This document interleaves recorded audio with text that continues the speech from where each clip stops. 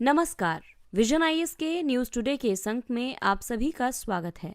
इस अंक में हम आपके लिए लेकर आए हैं यूपीएससी परीक्षा की दृष्टि से महत्वपूर्ण कुछ अहम खबरें। इस अंक के साथ मैं हूं दिव्या तोमर। आइए सबसे पहले बात करते हैं इस अंक की खास खबरों के बारे में। भारत का पहला मानवयुक्त महासागर मिशन समुद्रयान लॉन्च किया गया। नीति आयोग ने health insurance for India's missing middle report जारी की। महात्मा गांधी राष्ट्रीय ग्रामीण रोजगार गारंटी अधिनियम मनरेगा योजना के तहत कोष उपलब्ध नहीं है। सार्वजनिक खरीद और परियोजना प्रबंधन में सुधार के लिए दिशा निर्देश जारी किए गए। केंद्रीय सतर्कता आयोग ने अपनी सतर्कता नियमावली को अपडेट किया और सरकार ने अखिल भारतीय स्तर पर न्यूमोकोकल कॉन्जुगेट वैक्सीन लॉन्च की। और अब खबरें विस्तार से। भारत का पहला मानवयुक्त महासागर मिशन समुद्रयान लॉन्च किया गया। समुद्रयान पहल के तहत मत्स्य 6000 नामक एक गहरे जल में मानवयुक्त समर्सिबल का डिजाइन तैयार किया गया है। ये 12 घंटे और आपात स्थिति के मामले में अतिरिक्त 96 घंटे की परिचालन क्षमता के साथ 3 व्यक्तियों को ले जाने में सक्षम है। आपको बता दें कि डीप ओशन मिशन के अंतर्गत गहरे जल में संचालन के लिए सक्षम मानवयुक्त समर्सिबल विकसित किए जा रहे हैं। इस मिशन का उद्देश्य समुद्री संसाधनों के संधारणीय उपयोग के लिए गहन समुद्री प्रौद्योगिकियों को विकसित करना है। पृथ्वी विज्ञान मंत्रालय डीप ओशन मिशन को कार्यान्वित करने के लिए नोडल मंत्रालय है। 6000 मीटर की गहराई पर मानवयुक्त समर्सिबल के मानवयुक्त उपयोग के लिए international association of classification and certification society के नियमों के मुताबिक सिस्टम डिजाइन, उपघटकों आदि की समीक्षा और प्रमाणन किया जाता है। ये विशिष्ट प्रौद्योगिकी बहुधात्विक manganese nodule, gas hydrates, hydrothermal sulphide और कोबाल्ट क्रस्ट जैसे संसाधनों के गहन समुद्र में अन्वेषण की सुविधा प्रदान करेगी। समुद्रयान को लॉन्च करने के साथ ही भारत संयुक्त राज्य अमेरिका, रूस, जापान, फ्रांस और चीन जैसे विशिष्ट देशों के समूह में शामिल हो गया है। इनके पास समुद्री नीतल पर गतिविधियों के संचालन के लिए मानव युक्त मिशन संचालित करने की क्षमता विद्यमान है। आइए अब आपको बताते हैं डीप ओशन मिशन के 6 प्रमुख घटकों के बारे में। दरअसल गहरे समुद्र में खनन और मानव युक्त समर्सिबल के लिए प्रौद्योगिकियों का विकास करना इस मिशन का पहला घटक है। इसके अलावा महासागरीय जल परिवर्तन सलाहकार सेवाओं का विकास करना, गहरे समुद्र में जैव विविधता की खोज और संरक्षण के लिए तकनीकी नवाचार, गहन महासागरीय सर्वेक्षण एवं अन्वेषण, महासागर से ऊर्जा और ताजे जल की प्राप्ति और महासागरीय जीव विज्ञान के लिए उन्नत समुद्री स्टेशन। अगली खबर स्वास्थ्य क्षेत्र से संबंधित है। नीति आयोग ने health insurance for India's missing middle शीर्षक से रिपोर्ट जारी की। ये रिपोर्ट भारतीय आबादी में व्याप्त स्वास्थ्य बीमा कवरेज अंतराल को प्रकट करती है, साथ ही इस परिस्थिति से निपटने के लिए समाधान भी प्रस्तुत करती है। इस रिपोर्ट के मुताबिक कम से कम 30% आबादी स्वास्थ्य के लिए किसी भी प्रकार की वित्तीय सुरक्षा से वंचित है। इस आबादी को मिसिंग मिडिल कहा गया है। इस रिपोर्ट के मुख्य निष्कर्षों की बात करें तो इसमें सबसे पहले स्वास्थ्य बीमा का कवरेज बढ़ाने में प्रमुख चुनौतियों की बात की गई है, जिसके मुताबिक स्वास्थ्य बीमा जैसे जटिल उत्पाद को समझने के लिए आवश्यक जागरूकता की कमी और कठिनाई इसके प्रसार को सीमित करती है। साथ ही ग्राहकों की पहचान करना और उन तक पहुंच स्थापित करना आपूर्ति पक्ष में विद्यमान प्राथमिक बाधा है। प्रतिकूल चयन स्वास्थ्य बीमा बाजार में एक सामान्य बाजार विफलता है। प्रतिकूल चयन का मतलब है कि जब बीमा धारक बीमाकर्ता के सामने अंतर्निहित स्वास्थ्य स्थितियों के बारे में जानकारी को नहीं बताता है। मिसिंग मिडिल श्रेणी में शामिल आबादी अत्यधिक मूल्य संवेदनशील है। इस रिपोर्ट में स्वास्थ्य बीमा कवरेज बढ़ाने के लिए कुछ मॉडल भी सुझाए गए हैं, जैसे कि वाणिज्यिक बीमाकर्ताओं के माध्यम से निजी स्वैच्छिक बीमा का विस्तार करना, मिसिंग मिडिल के लिए विकसित एक संशोधित मानकीकृत स्वास्थ्य बीमा उत्पाद स्वास्थ्य बीमा को बढ़ावा देगा। इसके अलावा आयुष्मान भारत प्रधानमंत्री जन आरोग्य योजना के बुनियादी ढांचे या कर्मचारी राज्य बीमा निगम योजना का उपयोग करके स्वैच्छिक योगदान की अनुमति प्रदान करना। रिपोर्ट में सरकार की भूमिका का भी उल्लेख किया गया है। इसके तहत सरकार की भूमिका उपभोक्ताओं में जागरूकता बढ़ाना और एक संशोधित एवं मानकीकृत स्वास्थ्य बीमा उत्पाद विकसित करना होना चाहिए। परिचालन और वितरण संबंधी लागत को कम करने के लिए सरकारी डेटा एवं बुनियादी ढांचे को एक जनहित के रूप में साझा करना, नामांकन में वृद्धि करने या लागत को कम करने के लिए आंशिक वित्त पोषण या स्वास्थ्य बीमा का प्रावधान सुनिश्चित करना होना चाहिए।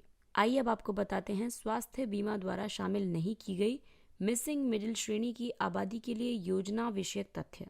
इसके तहत निजी स्वैच्छिक स्वास्थ्य बीमा और सामाजिक स्वास्थ्य बीमा कार्यक्रमों द्वारा कवर किया गया अपेक्षाकृत समृद्ध और संगठित क्षेत्र है 20%। निर्धन और अपेक्षाकृत संपन्न वर्ग के बीच मिसिंग मिडिल है 30%। सरकारी सब्सिडी वाली स्वास्थ्य बीमा योजनाओं और प्रधानमंत्री जन आरोग्य योजना और राज्य योजनाओं द्वारा कवर किए गए निर्धन है 50%। वहीं व्यय प्रतिशत की बात की जाए तो अपेक्षाकृत समृद्ध और संगठित क्षेत्र जो कि 20% है, उस पर 30% व्यय किया जाता है और सरकार द्वारा कवर किए गए निर्धन और वंचित, जिसे मिसिंग मिडिल भी कहा जाता है, इस पर 50% व्यय किया जाता है। महात्मा गांधी राष्ट्रीय ग्रामीण रोजगार गारंटी अधिनियम मनरेगा योजना के तहत कोष उपलब्ध नहीं है। आपको बता दें कि 21 राज्यों ने मनरेगा के अंतर्गत नकारात्मक निवल शेष दर्शाया है। इनमें आंध्र प्रदेश, तमिलनाडु और पश्चिम बंगाल की स्थिति सबसे ज्यादा खराब है। योजना के लिए वर्ष 2021-22 के बजट का मात्र 73,000 करोड़ रुपए निर्धारित किया गया था और अगर चालू बजटीय वर्ष में कोष समाप्त हो जाता है तो अनुपूरक बजटीय आवंटन का प्रावधान किया गया था। आपको बता दें कि 29 अक्टूबर तक देय भुगतान सहित कुल व्यय पहले ही 79,810 करोड़ रुपए पहुंच गया था। हालांकि अनुपूरक बजट आवंटन तभी जारी किया जा सकता है जब आगामी संसदीय सत्र आरंभ होगा। आइए अब आपको बताते हैं मनरेगा से जुड़े अन्य मुद्दों के बारे में। इस योजना के तहत काम की मांग करने वाले 13% परिवारों को काम नहीं दिया गया था।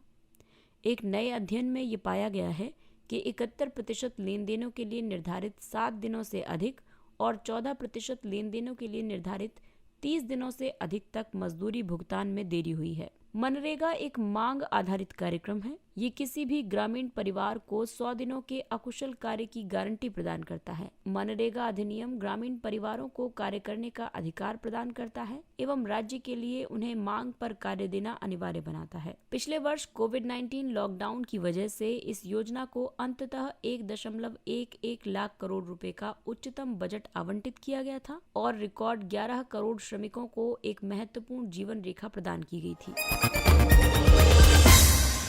सार्वजनिक खरीद और परियोजना प्रबंधन में सुधार के लिए दिशा निर्देश जारी किए गए।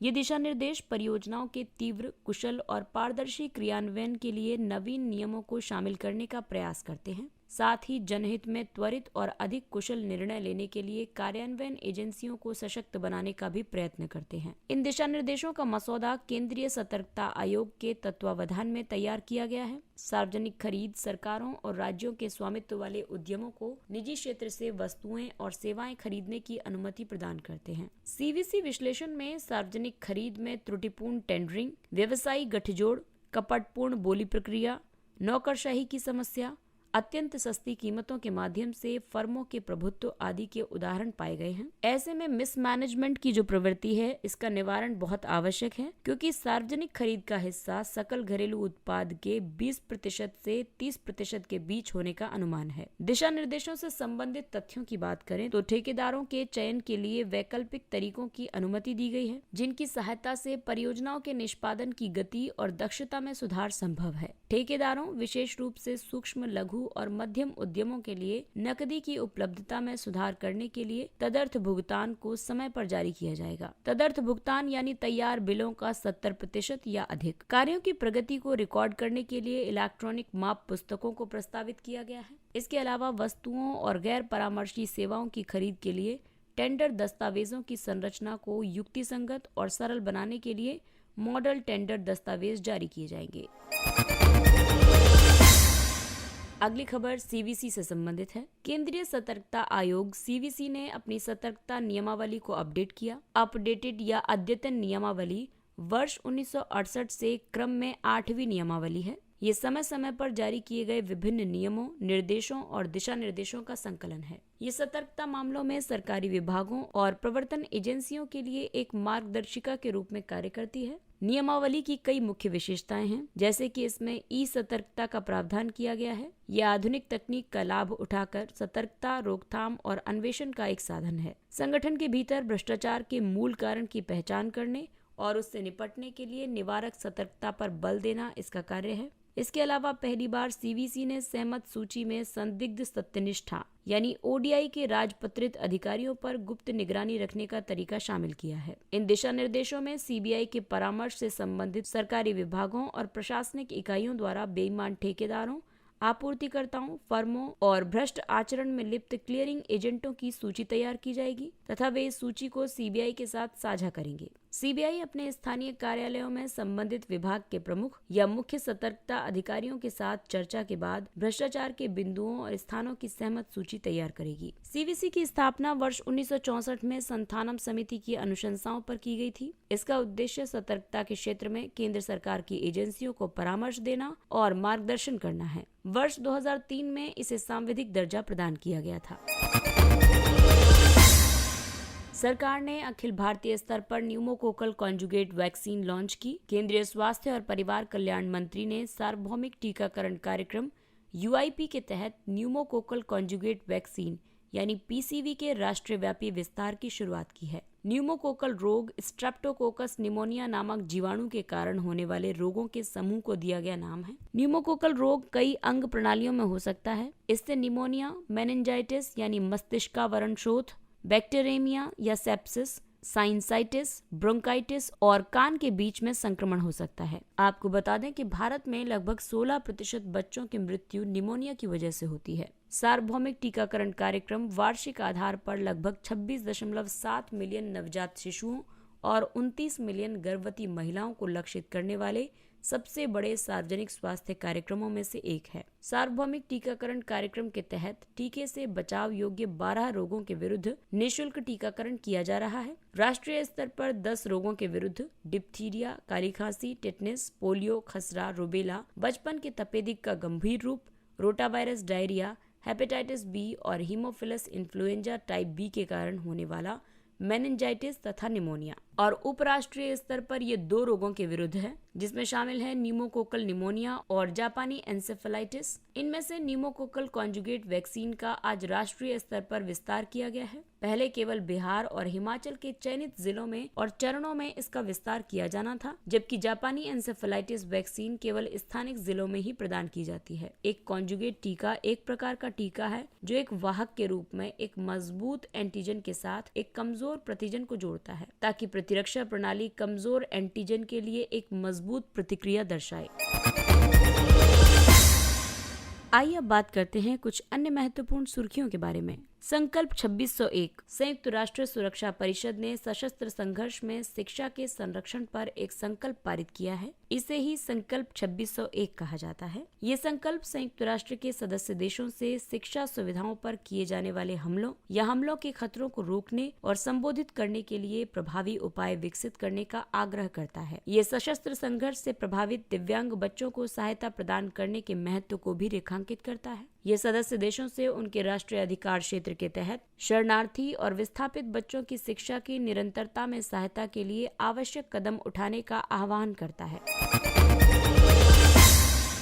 डेटा प्रकटीकरण ढांचा। डेटा प्रकटीकरण ढांचा मादक पदार्थ और अपराध पर संयुक्त राष्ट्र कार्यालय तथा संयुक्त राष्ट्र सुरक्षा परिषद आतंकवाद रोधी समिति कार्यकारी निदेशालय द्वारा विकसित एक साधन है। ये इलेक्ट्रॉनिक साक्ष्य के प्रबंधन के लिए संयुक्त राष्ट्र वैश्विक पहल द्वारा वर्ष 2021 में विकसित व्यवहारिक उपकरणों की एक श्रृंखला में नवीनतम है। सेवा प्रदाताओं द्वारा संग्रहित ई साक्ष्य ये सिद्ध करते हैं कि अपराध कहां और कब किया गया था। साथ ही दोषी सिद्ध करने वाले संचार का प्रकटीकरण कर सकते हैं और अपराधियों की अवस्थिति का निर्धारण भी कर सकते हैं।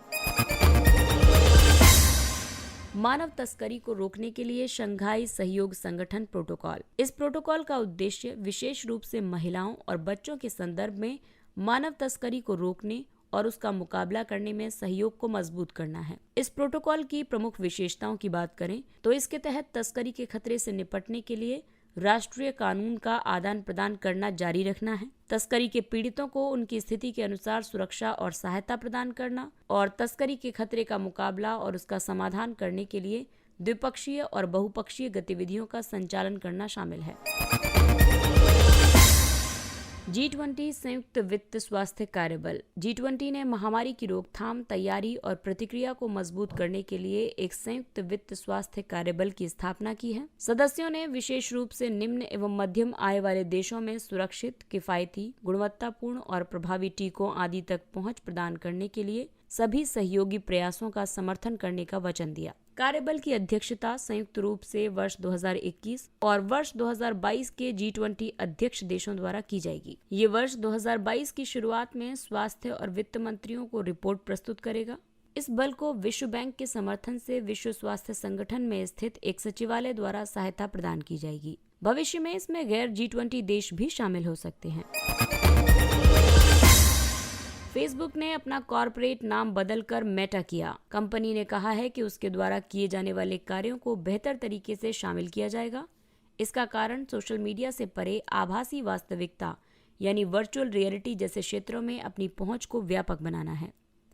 कंपनी के स्वामित्व वाले प्लेटफॉर्म फेसबुक, इंस्टाग्राम और व्हाट्सएप अपना मूल नाम बनाए रखेंगे। इससे पहले मार्क जुकरबर्ग, जो कि फेसबुक के CEO हैं, इन्होंने एक मेटावर्स बनाने की योजना की घोषणा की थी। ये एक ऑनलाइन जगत होगा जहां लोग आभासी परिवेश में वर्चुअल रियलिटी हेडसेट का उपयोग करते हुए गेम खेल सकेंगे, काम कर सकेंगे और बातें कर सकेंगे।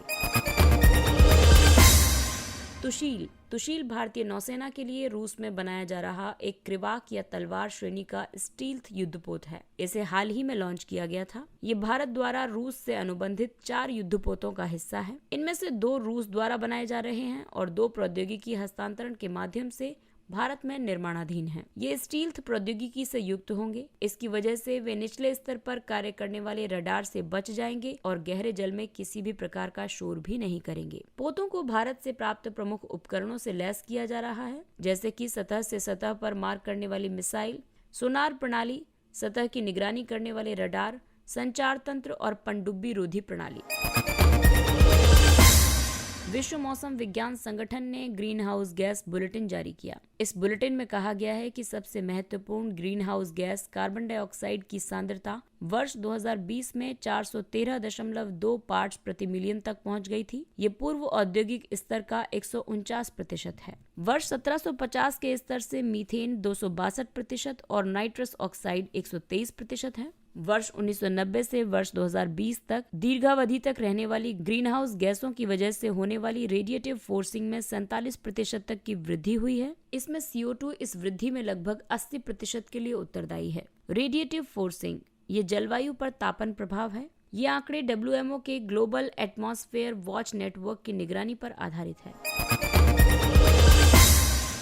अगला है भारत में आकस्मिक मौतें एवं आत्महत्याएं 2020 पर राष्ट्रीय अपराध रिकॉर्ड ब्यूरो की रिपोर्ट। NCRB की रिपोर्ट के मुताबिक प्रति लाख जनसंख्या पर आकस्मिक मृत्यु की दर वर्ष 2020 में 27.7% थी, जो पिछले वर्ष की संख्या 31.4 से कम है। प्राकृतिक कारणों से होने वाली 7,405 आकस्मिक मौतों में से 38.6% मौतें वज्रपात की वजह से हुई। प्रति लाख आबादी पर आत्महत्याओं की संख्या यानी आत्महत्या दर की बात करें तो ये वर्ष 2019 के 10.4% से बढ़कर वर्ष 2020 में 11.3% हो गई थी। इसके अलावा निरपेक्ष संख्या के संदर्भ में वर्ष 2020 में कुल आत्महत्याओं में दैनिक पारिश्रमिक भोगियों की संख्या सबसे अधिक रही है।